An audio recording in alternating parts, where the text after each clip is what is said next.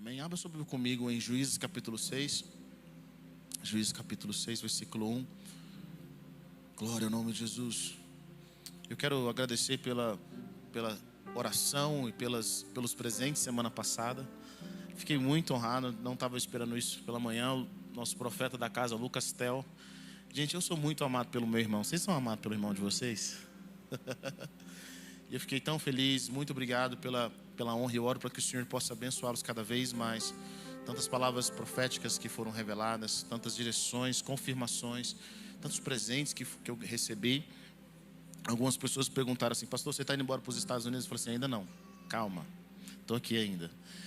Mas eu entendi o ato profético do que o nosso pastor trouxe à noite. É o ato profético daquilo que Deus quer fazer através do ministério. Aquilo que Deus quer fazer em trazer uma nova mensagem de Deus para esse tempo. Então quero agradecer essa igreja pela honra, pelo amor que vocês têm demonstrado por mim. Que o Senhor abençoe vocês grandemente, amém? Quantos acharam em Juízes capítulo 6, versículo 1? Bom, deixa eu só te explicar um contexto antes de você ler. Israel, Deus fez algo poderoso em Israel. Israel era um escravo, um povo que era escravo no Egito.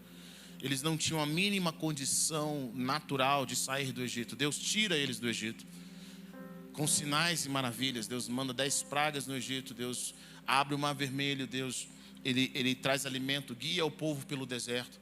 E na sua desobediência a Deus, esse povo passa 40 anos no deserto. Tem uma viagem que deveria custar no máximo 2 meses, talvez 40 dias. E esse povo passa 40 anos no deserto. E ali no deserto, Deus, mesmo em desobediência, Deus provê todas as coisas para ele. Deus continua alimentando, troca uma geração. E debaixo da liderança de Josué, esse povo agora entra na terra prometida. Eles atravessam o Rio Jordão. E lá no Rio Jordão, atravessando o Rio Jordão, eles começam um processo de dominar a terra. Eles começam a matar os seus inimigos, tomarem as cidades que Deus tinha prometido para ele. Tudo isso de forma poderosa no Senhor. E Josué foi um homem fiel ao Senhor. Josué foi um homem que caminhou com o Senhor, obedeceu a Deus todos os dias da sua vida. Josué não só obedeceu a Deus, mas a geração que estava com Josué obedeceu a Deus todos os dias da sua vida. Mas Josué comete um erro. E um dos erros que Josué comete, vamos dizer assim, o povo de Israel comete, é não ensinar à próxima geração tudo aquilo que Deus tinha feito. Vocês estão comigo ou não? Eles não ensinam, eles não tiram tempo, porque a responsabilidade de apresentar a Deus para os nossos filhos não é da igreja, não é do pastor, não é da escola. A responsabilidade de apresentar a Deus para os nossos filhos é nossa. Nós precisamos apresentar a fé para eles. Nós precisamos mostrar o testemunho daquilo que Deus fez por nós. Alguns de vocês são os cristãos, os primeiros cristãos da sua casa. Então seus filhos não sabem o que é não ser cristão, não sabem os testemunhos daquilo que aconteceu no passado. Então, quando você começa a entender isso, e essa geração de Josué, ela nasce, ela caminhou com Josué, viu os sinais, viu as maravilhas, mas ela não passa para a próxima geração. Eles estabeleceram na terra prometida e agora eles simplesmente morrem. E a palavra nos diz no livro de Juízes que levantou-se uma geração que não conhecia o Senhor. Vocês estão comigo ou não? E essa geração que não conhecia o Senhor, não tinha o mesmo apreço pelo Senhor, não sabia corretamente quem era Deus, da forma como eles deveriam saber, essa geração agora começa a desobedecer ao Senhor e começam a vir os seus inimigos. Os inimigos de Israel começam a atacar Israel. E nós vamos ver o livro de Juízes. O livro de Juízes só existe porque uma geração deixou de ensinar a próxima geração. Isso nos faz aprender algo. O que nos faz aprender? Cara, se você conquista um território, mas não deixa um legado para a próxima geração, os inimigos vão vir, vão tomar tudo aquilo que você construiu. Como nós não ensinamos, sabe? Talvez essa nossa geração não tenha ideia do preço da liberdade, o valor da liberdade. O valor de coisas tão simples que mataram tantas pessoas há 50 anos atrás. E porque nós não transmitimos, ou nós não temos o mesmo apreço que a geração passada, ou as gerações passadas tiveram por certas coisas, nós estamos dando de mão beijada para os nossos inimigos territórios que foram conquistados a preço de sangue. Pessoas pagaram alto preço para isso. Então, essa geração não ensinou a próxima geração, e agora nós temos o livro de Juízes, onde eles estão em altos e baixos, onde eles estão vivendo tempos em que tem um tempo de liberdade, tem um tempo de escravidão, tem um tempo de humilhação, não porque Deus quis, mas porque quando o Senhor não está presente, querido, deixa eu falar uma coisa para você, quando a luz não está presente, é as trevas que prevalecem. São as trevas que prevalecem quando a luz não está presente. Não existe campo neutro ou um vácuo no reino espiritual. Ou nós estamos no propósito ou não estamos no propósito. Ou nós estamos na luz ou nós estamos nas trevas. Deus não faz parceria com o diabo. Ele não faz parceria. Sabe, Deus fala assim, diabo, vamos dar uma trégua. Não tem trégua com o diabo. É o que a palavra nos mostra. E aqui o povo de Israel, no versículo 6... na época de Gideão, capítulo 6, versículo 1 diz: de novo os israelitas fizeram o que o Senhor reprova. E durante 7 anos, ele os entregou nas mãos dos midianitas. Os midianitas dominaram Israel. Por isso os israelitas fizeram para si esconderijos nas montanhas, nas cavernas e nas fortalezas. Sempre que os israelitas faziam as suas plantações, os midianitas, os amalequitas e outros povos da região a leste deles as invadiam. Acampavam na terra e destruíam as plantações ao longo de todo o caminho até Gaza. E não deixavam nada vivo em Israel, nem ovelhas, nem gado, nem jumentos. Eles subiam trazendo os seus animais e suas tendas, e vinham como exames de gafanhotos. Era impossível contar os homens e os seus camelos, invadiam a terra para devastá-la. Por causa de Midian, Israel empobreceu tanto que os israelitas clamaram por socorro ao Senhor. Olha a situação que os israelitas estão vivendo aqui. Eles estão vivendo uma situação de empobrecimento. Deus tinha prometido para eles uma vida em abundância. Deus tinha prometido para eles uma vida de prosperidade. Agora esse mesmo povo que tinha uma promessa de Deus, pela sua desobediência, pela falta de conhecimento, agora vive uma vida de opressão. Vive uma vida no qual eles não têm onde plantar, onde eles plantam e o inimigo come aquilo que pertence a eles. Deixa eu falar uma coisa para você, querida. Se nós às vezes temos plantado e não temos colhido, se aquilo que nós temos construído, nós não podemos usufruir daquilo, tem algo errado no reino espiritual. Nós precisamos analisar. Sabe, existem momentos em que você está passando, em que são um deserto de Deus e está tudo bem. Mas quando pessoas estão vivendo anos e anos naquilo ali, elas não saem daquilo ali, querido, não é Deus, não é o Senhor te provando, mas é simplesmente nós estando na direção errada. E esse povo empobreceu muito, eles estavam debaixo de uma escravidão, eles arrumavam lugares escondidos nas montanhas. E a palavra nos fala que quando Israel clamou ao Senhor por causa de Midian, ele enviou um profeta. Ele diz: assim diz o Senhor, Deus de Israel, versículo 8: tirei vocês do Egito, da terra da escravidão. Eu os livrei do poder do Egito e das mãos de todos os seus opressores. Expulsei-os e dei a vocês a terra deles.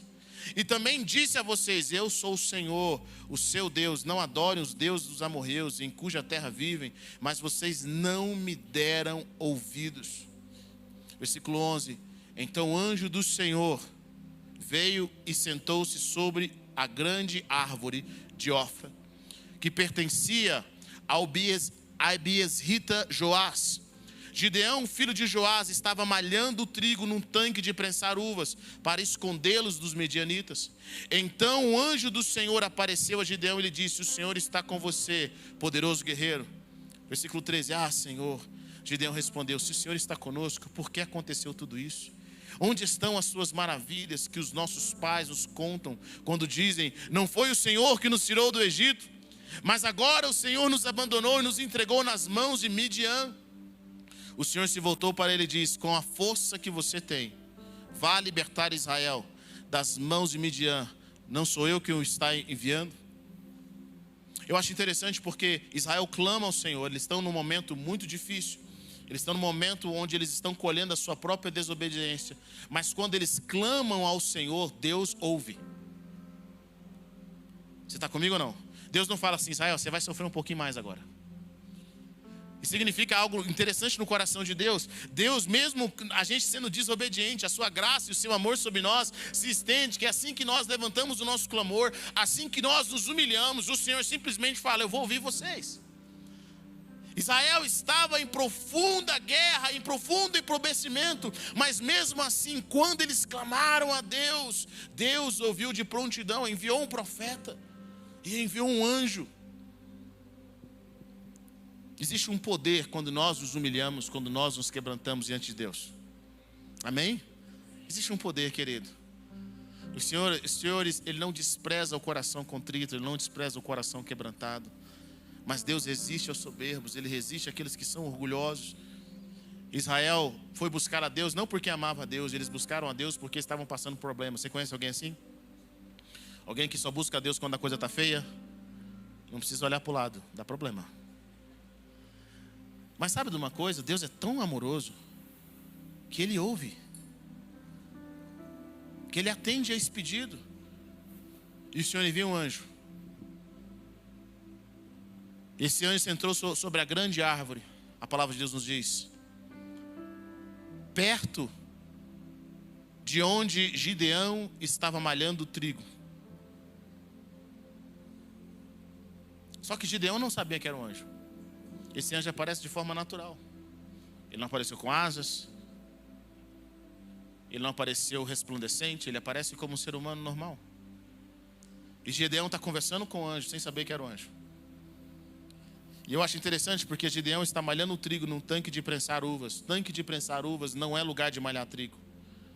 Mas quando você está debaixo de guerra, quando você não está em prosperidade, quando você está em escassez, você está fazendo uma coisa que não deveria fazer, em condições que não são as adequadas.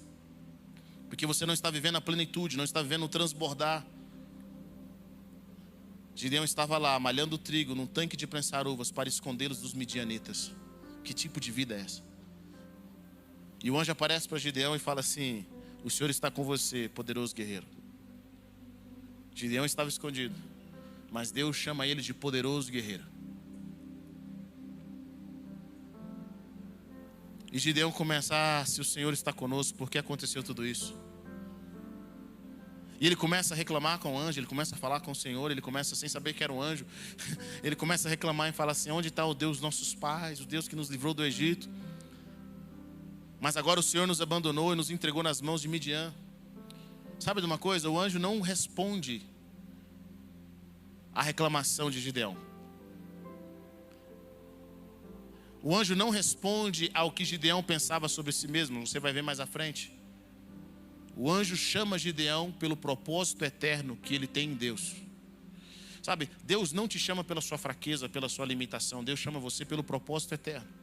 Deus tinha criado Gideão como um guerreiro poderoso. Então Deus estava chamando a verdadeira identidade de Gideão. Gideão não sabia que ele era um guerreiro poderoso, mas o Deus que tinha criado ele sabia que ele era um guerreiro poderoso. Deus não nos chama pela nossa fraqueza, não nos chama por aquilo que falta em nós, mas Deus chama a gente por aquilo que Ele criou, pelo nosso propósito. Vocês estão comigo ou não? Sabe, Ele não nos chama pela nossa circunstância. E Gideão começa a reclamar, por que Deus nos abandonou. O anjo não tem um debate teológico com ele. O anjo não fala para Gideão assim: Gideão, deixa eu falar uma coisa para você, quem me abandonou foi vocês. O anjo não fica discutindo o problema. O anjo simplesmente olha para ele. Enquanto ele reclamava, ele fala assim: com a força que você tem, vá libertar Israel das mãos de Midian. Não sou eu que o está enviando. E Gideão ainda fala: Senhor, respondeu Gideão, como posso libertar Israel? Meu clã é menos importante de Manassés, eu sou o menor da minha família. E o anjo disse para ele: eu estarei com você, e você derrotará todos os midianitas como se fossem um só homem. Eu fico imaginando Gideão conversando com esse homem. E ele estava toda aquela circunstância, aquela opressão, malhando um trigo num tanque de prensar uvas. E esse homem chega de forma diferente. Ele não sabia que era um anjo ainda. E olha para ele e fala assim: você é um guerreiro poderoso. Eu fico imaginando o impacto espiritual que é gerado na vida de Gideão. Até naquele momento, Gideão não tinha pensado sobre isso. Ele começa a reclamar, ele começa a trazer todas as circunstâncias para o anjo. E o Senhor fala assim: com essa força que você tem, você vai libertar Israel. E ele recebe uma outra palavra. Sabe de uma coisa? Eu acredito que quando Gideão começa a ouvir a voz de Deus, ele começa a lembrar de fato quem realmente ele é. Quem ele é aos olhos de Deus. E ele começa a falar: Senhor, eu sou o menor, o meu clã é o menor. E o Senhor fala: eu vou estar com você, Gideão. No versículo 17, Gideão entendeu algo. Ele fala assim: se o Senhor realmente está comigo, se posso contar com o seu favor, me dá um sinal. Me dá um sinal. Ou seja, nesse momento Gideão creu na palavra de Deus com relação à sua vida. Gideão deixa para trás todo o seu limite, todo o seu medo, toda a sua circunstância. E ele decide crer naquilo que Deus podia fazer através da vida dele. Quantos aqui creem? Diga amém. Ele decide crer e ele toma uma atitude. Ele fala assim: olha, eu vou ali. Se você está comigo, eu peço que dê um sinal. Deixa eu trazer uma oferta e vou colocar diante do Senhor. E o Senhor respondeu: esperarei por você. Gideão foi para casa, preparou um cabrito, e com uma arroba de farinha fez pães sem fermento, pôs a carne num cesto e o caldo numa panela, trouxe-os para fora e ofereceu-os a eles sobre a grande árvore. E o anjo de Deus lhe disse: apanha a carne, pega a carne e os pães sem fermento, ponha sobre essa rocha e derrame o caldo. Gideão assim o fez. Até então ele não sabia que era um anjo, mas a palavra de Deus fala que no versículo 21, com a ponta do cajado que estava em sua mão, o anjo do Senhor tocou a carne e os pães sem fermento. Fogo subiu da rocha, consumindo a carne e os pães, e o anjo do Senhor desapareceu. Gideão viu que era o anjo do Senhor, exclamou: ah, Senhor soberano. Viu o anjo do Senhor face a face. Gideão estava tendo um encontro divino naquele momento, mas ele não sabia. Sabe quantas vezes nós estamos tendo um encontro divino e nós não sabemos? Quantas vezes nós estamos tendo uma conversa divina, mas nós não temos ideia? O rosto da pessoa não mudou, as coisas não mudaram ao redor dela, mas o seu coração começa a queimar. Existe algo em você que começa a se levantar, porque você está tendo uma conversa divina, você está tendo um encontro sobrenatural, o seu espírito fala algo em você. Deus te levou àquele lugar com pessoas cheias do Espírito Santo. Querido, pessoas cheias do Espírito Santo, elas liberam o nosso destino espiritual. Encontros sobrenaturais marcam uma estação na nossa vida. Eu lembro anos atrás, nós estávamos voltando da Bethel em Reading e a gente parou num outlet. E aí eu lembro que a gente parou no outlet, a nossa família, e aí simplesmente nós decidimos: vamos entrar numa loja. Entra numa loja. A gente entrou numa loja de comprar de relógios. Quando eu entrei na loja, eu senti a presença de Deus tão forte. Só tinha um homem lá. Eu senti a presença e eu lembro que eu comecei a tremer. Sabe, coisa que você começa a tremer. Eu falei: o que está acontecendo aqui? E de repente, quando nós começamos a conversar com aquele vendedor carregava tanto da presença de Deus. E eu olhava para ele e falei assim: cara, você carrega tanto da presença de Deus. E ele falou assim: no momento em que você entrou por aquela porta, eu senti a presença de Deus aqui. E falou para mim: no momento que vocês entraram naquela porta, eu vi a presença de Deus. E eu lembro que ele falou assim: cara, eu trabalhei muitos anos nas cruzadas evangelísticas do Benny Hinn. Eu era um pastor que orava pelas pessoas, eu vi pessoas sendo curadas, eu era um dos pastores que estavam ali. E cara, a glória tomou aquele lugar. Nós não fomos lá para comprar um relógio, nós fomos lá para ter um encontro divino.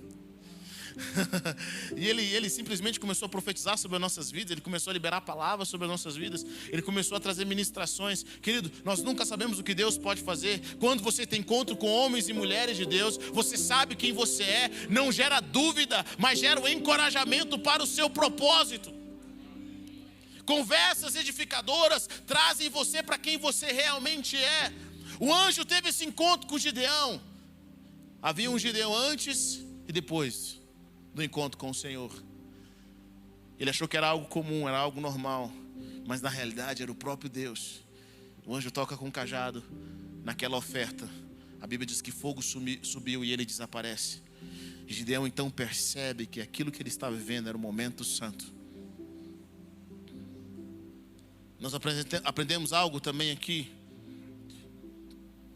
Deus está comissionando Gideão como líder para libertar o povo de Israel.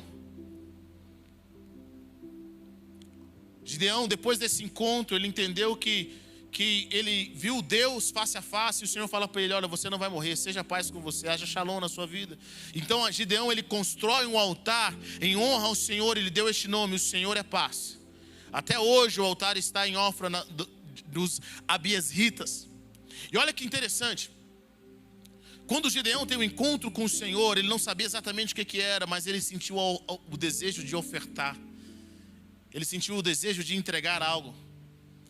E aí nós vemos mais à frente que depois que ele entende que é um encontro com Deus, ele constrói um altar, ele constrói um memorial para o Senhor e chama aquele lugar de o Senhor é paz. Deixa eu falar algo para você.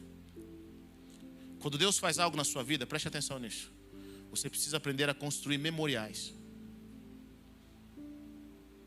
Você precisa aprender a construir altares para o Senhor, que sempre te lembre aquilo que Deus fez na sua vida.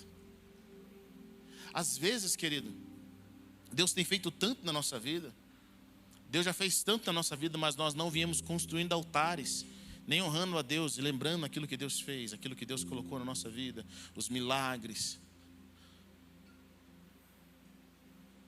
Eu sempre gosto de olhar para lugares e situações e lembrar daquilo que Deus fez. Eu amo fotos, eu amo momentos onde o Senhor se lembra. Eu falo assim: Deus, olha isso daqui, olha o que o Senhor fez. Sabe aquela foto que te lembra o que estava acontecendo na sua vida? Você pega a Deus e fala assim: Deus, eu quero te agradecer. A gratidão e os memoriais que você constrói diante de Deus, preste atenção nisso, aumentam a sua fé. Às vezes você está sentindo sem fé, você está sentindo desanimado, você sabe, porque às vezes nós saímos de uma coisa e entramos em outra. Mas lembre do que Deus fez por você. Lembre daquilo que Ele construiu na sua vida, dos milagres, de como você é um milagre, a sua casa é um milagre, os sinais e maravilhas que o Senhor fez na sua vida. Gideão constrói um altar, aquilo fica como memorial. Líderes divinos, preste atenção nisso, sempre nascem de um encontro com Deus.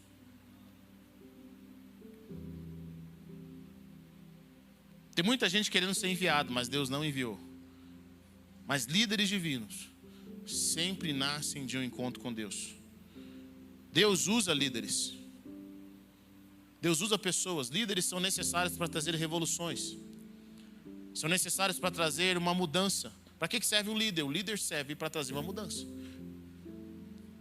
Ele muda o status quo que está ali naquele lugar, no ambiente onde ele habita. Deus sempre usa líderes. Nem todo líder traz uma boa revolução. As piores revoluções tiveram líderes. As melhores revoluções tiveram líderes. Existem pessoas que têm um chamado para mudar o mundo. Mas eu creio que a maioria de nós tem pelo menos um chamado de liderança: mudar a nossa família, mudar a nossa casa, transformar a nossa realidade. Querida, as primeiras pessoas que devem reconhecer que você é um homem e uma mulher de Deus não são os de fora, mas são as pessoas que vivem com você. São as pessoas que olham para você: olha, você pode falar o que quiser do meu cônjuge, do meu filho, do meu pai, mas aqui lá é um homem de Deus. Tem o meu respeito, tem a autoridade. Muitas pessoas estão buscando respeito lá fora porque eles não encontram nada em casa.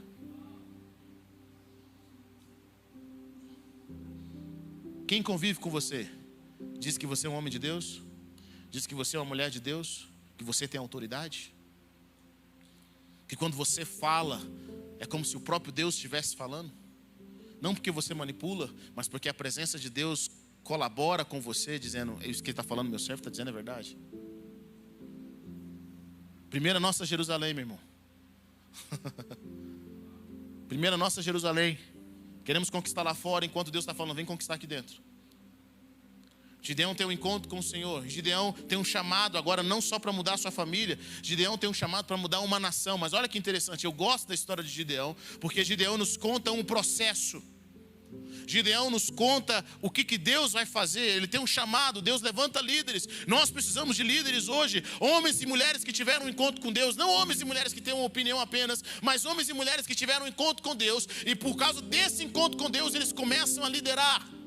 Eles começam a fazer um movimento celestial. Eles lideram para trazer uma revolução positiva no mundo. Eles revolucionam as suas casas. Eles revolucionam os seus ambientes de trabalho. Esses homens e mulheres de Deus, eles começam a liderar algo, porque eles tiveram um encontro. Querido, quando você se converte, quando você nasce de novo e você é o primeiro da sua família, você tem a oportunidade de liderar. Agora os seus familiares estão olhando para você para saber se você converteu de verdade. Os seus amigos estão olhando para você para saber se você realmente é o que prega. E você passa por circunstâncias difíceis. E Deus permite você passar por circunstâncias difíceis. Sabe para quê, querido? Para que as pessoas que estão ao seu redor vejam que você realmente mudou. Deixa eu falar para você, querido. Eu estava meditando isso com a minha esposa esses dias. Quando um vaso quebra, sabe? Como diz a palavra, nós temos vasos. Quando um vaso quebra, nós sabemos o que realmente está dentro. Às vezes tem vasos que são bonitos por fora, mas por dentro eles têm vinagre. E tem vasos que não são bonitos, mas quando eles quebram, sai óleo, sai perfume. Às vezes as lutas, as dificuldades, aquilo que nós passamos, Deus está querendo mostrar para nós mesmos o que tem dentro de nós. Nós estávamos comentando ontem sobre Israel. E algumas pessoas estão lá. E nós vemos alguns irmãos que estão desesperados e começam a gritar. A gente entende, se eu estivesse lá, talvez eu estaria desesperado mesmo, doido para ir embora. E fala, cara, eu estou passando tanto problema, ainda chega aqui, já pensou, você faz um turismo, você custa ir para Israel, e aí quando você chega lá, toda essa guerra, essa confusão, coisa que não acontece há 50 anos, já imaginou isso? 50 anos. Você pagou rios de dinheiro para estar lá, e de repente começa toda essa confusão, toda essa tristeza que nós estamos acompanhando. E aí é para se revoltar mesmo, é para falar. E aí vi alguns irmãos fazendo revoltados. Mas também eu vi uma irmã, uma mulher de Deus, a Harry Baker. Ela fala, a gente veio fazer a escola de missões aqui, nós saímos de Moçambique, porque nós estávamos sendo perseguidos lá, e a gente veio para cá para fazer essa escola. E agora começa essa guerra aqui, e ela fala assim, nós estamos aqui porque o Senhor nos trouxe. Caramba! Nós estamos aqui para ser luz na escuridão, para curar os enfermos. Oh, Jesus, eu te amo. Acompanhamos 2 cristãos, mas um tinha óleo e perfume dentro quando o vaso quebrou. Quem nós somos quando pisam no nosso pé? Quem nós somos quando nós estamos sem dinheiro? Quem nós somos quando nós não recebemos aquilo que as pessoas aquilo que a gente gostaria de receber? O que vai sair de você? Vai sair perfume ou vai sair vinagre? E às vezes Deus traz essas lutas que nós estamos passando nesse processo. E a sua família vai ver, não às vezes o Deus que vai prover na sua casa, mas a sua família vai ver o perfume que sai de você, que antes você não tinha. A reação que você tem em meio a circunstâncias no qual você não reclama, no qual você não murmura, no qual você levanta a sua voz e diz, Senhor, eu te amo. Eu bendigo o teu nome, Senhor. Às vezes Deus quebra o vaso, meu irmão, para revelar o que está dentro. Está comigo? Deus quebra o vaso para revelar o que está dentro. Deus frustra certas expectativas para você oferecer algo. E aí Gideão tem um chamado. Ele tem um chamado para mudar uma nação. Ele tem um encontro divino. O anjo aparece para ele, diz que ele é forte, que ele olha que palavra profética incrível. O Senhor chama Gideão a sua identidade. Gideão agora acredita na sua identidade. Ele começa a caminhar para a identidade celestial que Deus tem para ele. Versículo 25. Mas olha que interessante, eu quero que você entenda esse processo. Naquela mesma noite, o Senhor lhe disse, separe o segundo novilho do rebanho do seu pai, aquele de 7 anos de idade. Despedace o altar de Baal, que pertence ao seu pai, e corte o poste sagrado de Azerá, que está ao lado do altar. Depois faça um altar para o Senhor, o seu Deus. No topo dessa elevação, ofereça o segundo novilho em holocausto com a madeira do poste sagrado que você irá cortar. Assim Gideão chamou 10 dos seus servos e fez como o Senhor lhe ordenara. Mas com medo da sua família e dos homens da cidade, fez tudo de noite e não durante o dia. Gideão tinha um chamado para libertar Israel. Deus tinha dado para ele uma força poderosa. Vai nessa força, você vai libertar Israel. Você é um guerreiro valoroso. Olha, Gideão podia ter saído de lá e falar: rapaz, sabe de uma coisa, eu vou tocar a trombeta. Sabe de uma coisa, Deus me ungiu. Israel, ouça, o anjo do Senhor apareceu para mim. Eu vou fazer sinais e maravilhas. Mas Deus ainda tinha direções para dar para Gideão. Primeira direção que Deus deu para Gideão: vai quebrar o altar de Baal que o seu pai construiu. Sabe o que significa isso, meu irmão? Vai quebrar o contato maligno que a sua família tem. Estrutura a sua família primeiro antes de você guerrear lá fora.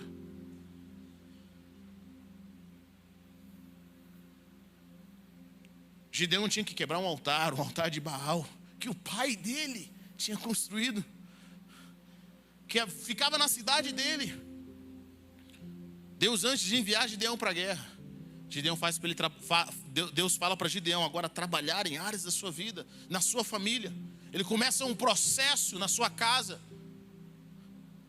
Ele quebra o rebanho, ele quebra o altar que o seu próprio pai havia construído. Queria te falar uma coisa para você. Muitas pessoas, elas querem mudar o mundo lá fora,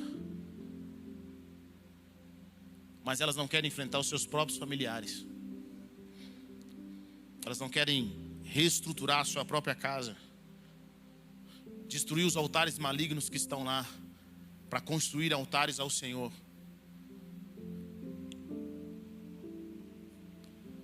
Mas se você aprende a vencer a sua família, você vence qualquer circunstância.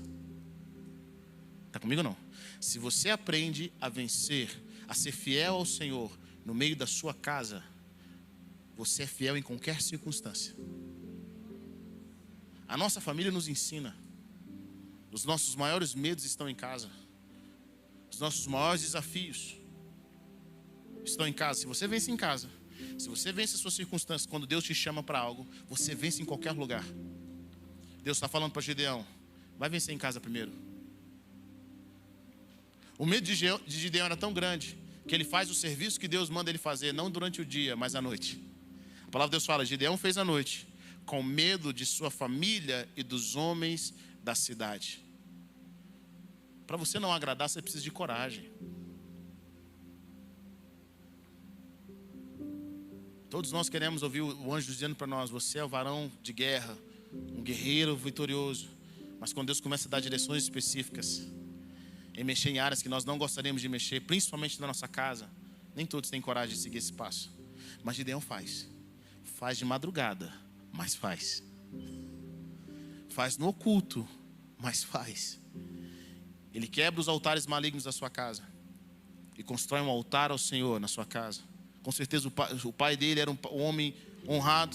A palavra nos fala que de manhã os homens da cidade se levantaram e descobriram que foi Gideão e queriam matar Gideão. E o pai dele falou assim: não, mano, se Baal é Deus mesmo, deixa Baal se defender. Por isso que o nome de Gideão é mudado para Jerubaal, porque fala que Baal contenda com ele. Depois que Gideão vence essa circunstância na sua família, versículo 33. Quero que você leia comigo no versículo 33, que diz: nesse meio tempo, todos os midianitas, amalequitas e outros povos que vinham do leste uniram seus exércitos, atravessaram o Jordão e acamparam no vale de Jezreel. Então o Espírito do Senhor apoderou-se de Gideão, e ele, com um toque de trombeta, convocou os abiesritas para segui-lo. Enviou mensageiros a todo Manassés, chamando-os às armas, e também a Aser, Zebulon e a Naftali, que também subiram ao seu encontro. Depois que Gideão quebra o altar maligno da sua família e constrói um altar ao Senhor, Gideão agora corta todo o contato maligno que o diabo podia ter na sua própria casa. A palavra nos ensina que o Espírito do Senhor veio sobre Gideão. Tem uma outra qualidade que nós vemos em líderes que foram chamados pelo Senhor, querido. Pessoas que foram ungidas por Deus, quando os problemas vêm, ao invés deles fugirem e criticarem, eles são ungidos pelo Senhor para resolver algo. O Espírito Santo se apodera de Gideão quando ele ouve que os midianitas, os amalequitas e os outros povos vinham do leste, uniram seus exércitos, atravessaram o Jordão e acamparam o vale de Jezreel. O Espírito do Senhor veio sobre Gideão para resolver algo. Querido, não falta pessoas que tenham críticas, que criem dúvidas, que coloquem em xeque, sabe, o desejo, a fidelidade de outros irmãos ou da igreja. Pessoas que veem o mundo que está de mal a pior. Mas quantos foram ungidos pelo Senhor? Quantos tiveram um encontro de Deus para resolver esses problemas? E quantos agora têm o Espírito Santo de Deus para trazer uma libertação? Pessoas que foram ungidas pelo Senhor. Então o Espírito Santo apoderou-se de Gideão. E ele, com um toque de trombeta, convocou o seu povo para segui-lo. Uau! Alguns anos atrás eu vi uma palavra de um pastor chamado Mel Terry. Mel Terry foi o único homem que eu conheci vivo que andou sobre as águas. E ele é um homem de Deus. É um senhorzinho, uma graça a ele. E ele falou algo que eu nunca esqueci. Ele falou assim: uma coisa é você ter o Espírito Santo, outra coisa é o Espírito Santo ter você. Gideão foi apoderado pelo Espírito Santo. E o toque da trombeta de Gideão foi um toque santo. Eu sinto nesses dias que Deus quer levantar homens e mulheres cheios do Espírito Santo, apoderados pelo Espírito Santo, para quebrar certas coisas que só pessoas cheias do Espírito Santo podem fazer. Só homens e mulheres cheios do Espírito Santo podem desfazer as obras de Satanás. Podem se levantar como líderes e lutarem nas suas casas, nas suas empresas, na sua cidade. Levantarem homens e mulheres. Deus quer levantar Gideões aqui nessa noite. Deus quer levantar homens e mulheres que vão trazer uma revolução na sua casa, que vão trazer a unção de Deus, que vão fazer com que esse espírito de escassez, esse espírito de aborto, de morte, de destruição, de pobreza, saia da sua casa de uma vez por todas. Saia da sua cidade de uma vez por todas. Saia da igreja de uma vez por todas. Homens e mulheres que foram enviados pelos céus. Quando Gideão, cheio do Espírito Santo, toca a trombeta, quando ele dá ordem, um exército começa a se levantar. Ele pede mais um teste para Deus. Ele pede mais um sinal. E no capítulo 7 a Bíblia fala: de madrugada Jerubaal, isso é Gideão, e todo o seu exército acampou junto à fonte de Arode. O acampamento de Midian estava ao norte deles, no vale, perto do monte Moré. E o Senhor disse a Gideão: você tem gente demais para eu entregar Midian nas suas mãos, a fim de que Israel não se orgulhe contra mim, dizendo que a sua própria força o libertou. Anuncie, pois, ao povo que todo aquele que estiver tremendo de medo poderá ir embora do monte de Gileade. Então 22 mil homens partiram e ficaram apenas 10 mil. Esse foi um dos primeiros grandes unfollows que nós temos na Bíblia. Gideão perdeu naquele dia 22 mil seguidores no Instagram. Ele perdeu um grupo. Querido, te falar uma coisa para você: se você vai para a guerra, você já estava com medo antes. Deus te unge com o poder, Ele começa a trazer estratégias arriscadas. E agora Deus fala assim: Gideão, quantas pessoas tem? 33 mil? 32 mil pessoas? Que bênção, hein? Eu acho que tem gente demais. E aí Gideão toma uma atitude. Ele fala: gente, quem tiver com medo pode ir embora. Querido, você já pensou isso? Vocês estão em clima de guerra. Os exércitos tinham se unido. Você precisava de mais gente. 32 mil pessoas não era suficiente. E na estratégia de Deus, Deus fala assim: tem gente demais. Gideão, só pergunta quem está com medo. 22 mil pessoas vão embora. Mais da metade, 2/3 vão embora. Com certeza, talvez se fosse muitos de nós perguntaríamos assim: será que Deus falou comigo mesmo? Quando nós começamos a perder certas pessoas, quando nós começamos a perder certas amizades, Quando você toma atitudes, e aquela atitude custa algo para você e custa algo para as pessoas que não estão na mesma linha que você.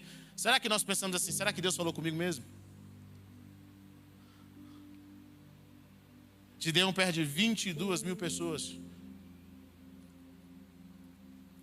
Simplesmente porque elas estavam com medo. Talvez se fosse a gente falaria, Senhor, coloca a unção de ousadia neles. Deus fala assim, deixa eles embora. Primeiro tipo de pessoa que Deus não vai usar, os medrosos. Não é porque Gideão não tinha medo, você vai ver na frente que ele tinha medo. Mas tem pessoas que realmente não confiam. E qual é o problema disso? Quando você está em momento de guerra, meu irmão, e o espírito de medo toma conta da sua comunidade, todo mundo é derrotado. Tem pessoas que não querem fazer algo novo porque no fundo eles têm medo. E quem tem medo, eu já vi duas coisas que é interessante. O medroso e o preguiçoso, eles são cheios de desculpa. Eles têm assim um argumento incrível, maravilhoso, para explicar para você por que é arriscado ir lá.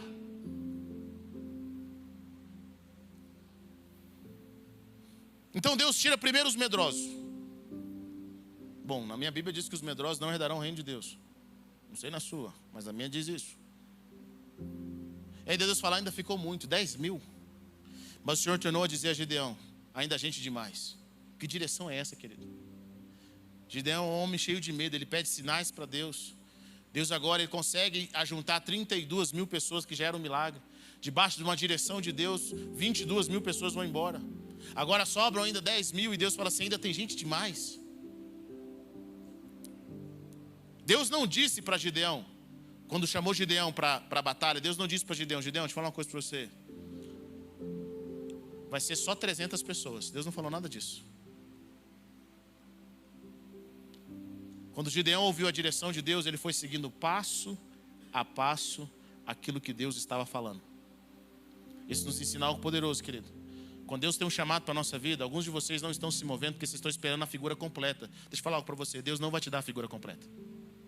Ele só vai falar assim, você vai vencer. Ele só não vai te contar a trajetória. Porque se ele conta a trajetória, a gente desiste.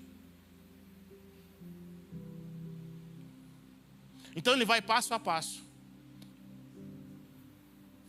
Deus fala, Gideão, com a sua força você vai libertar Israel. Mas Deus não falou para ele quantas pessoas, qual a estratégia. Gideão simplesmente creu no seu destino e foi seguindo os passos divinos para liderar o povo.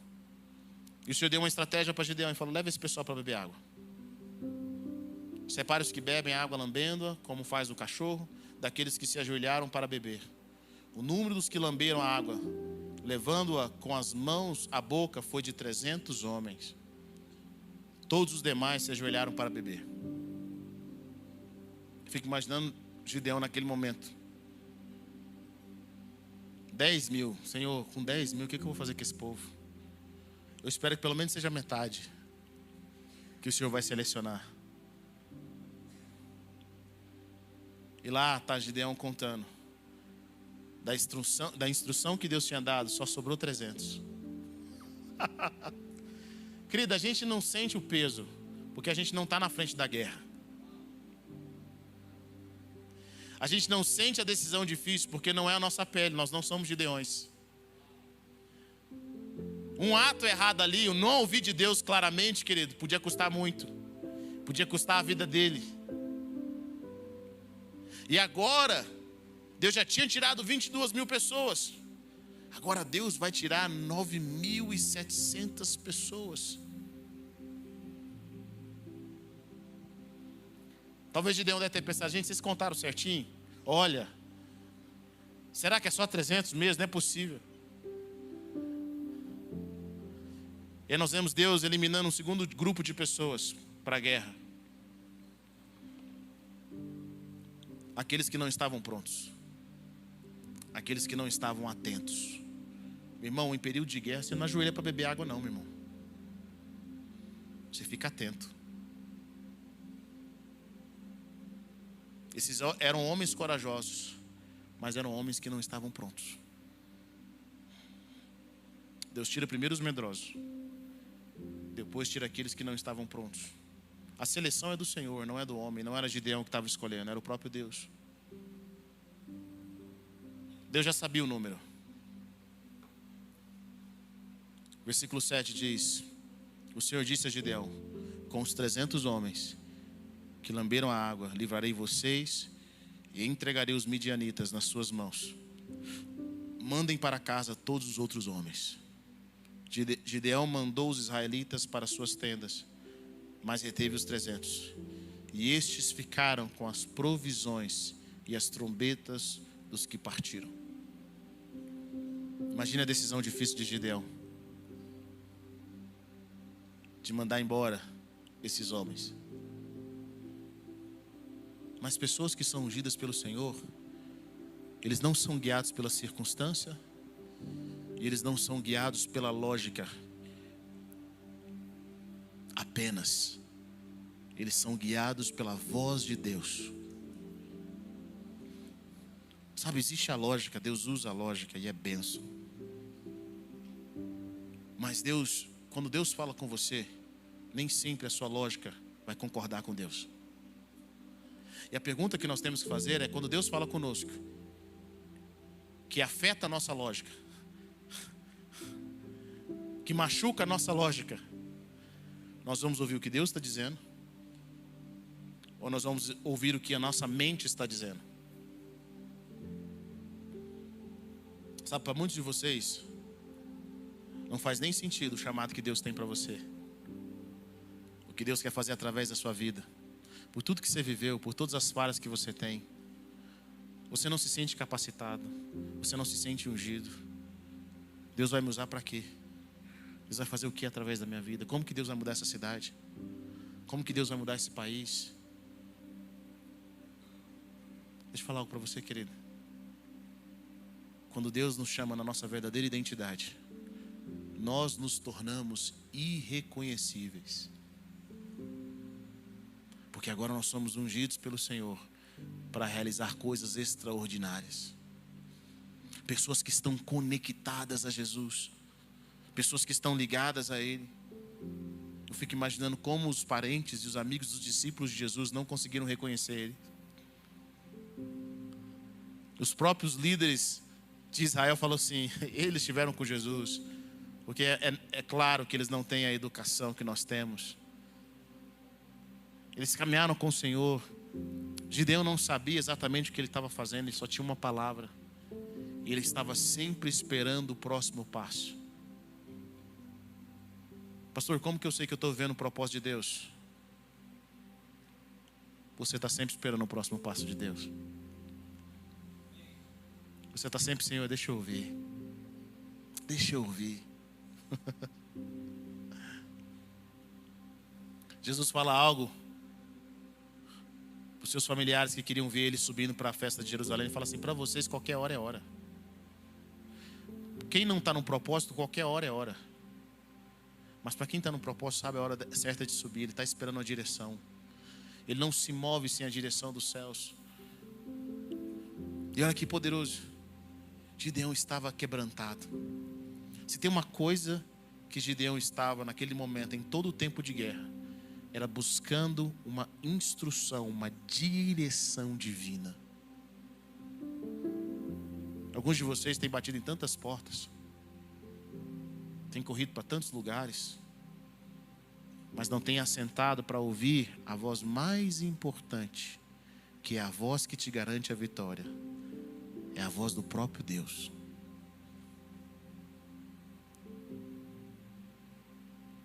No livro de Gálatas, Paulo fala algo que sempre me chama a atenção.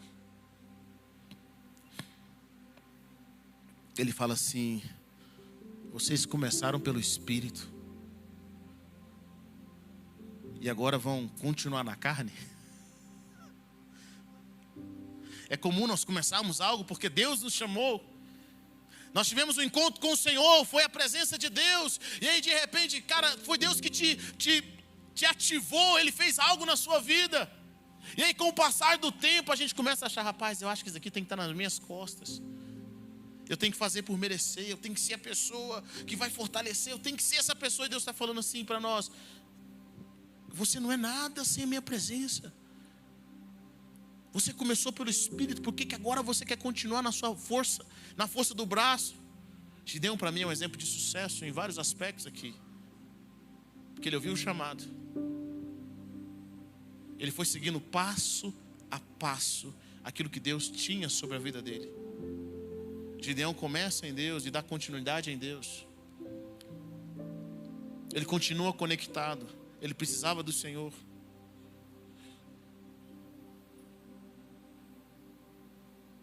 Naquela noite o Senhor disse a Gideão: levante-se e desça ao acampamento, pois vou entregá-los nas suas mãos. Deus disse ainda para Gideão: se você está com medo de atacá-los, desça ao acampamento com seu servo, pura. E ele desce ao acampamento. Gideão estava com medo ainda.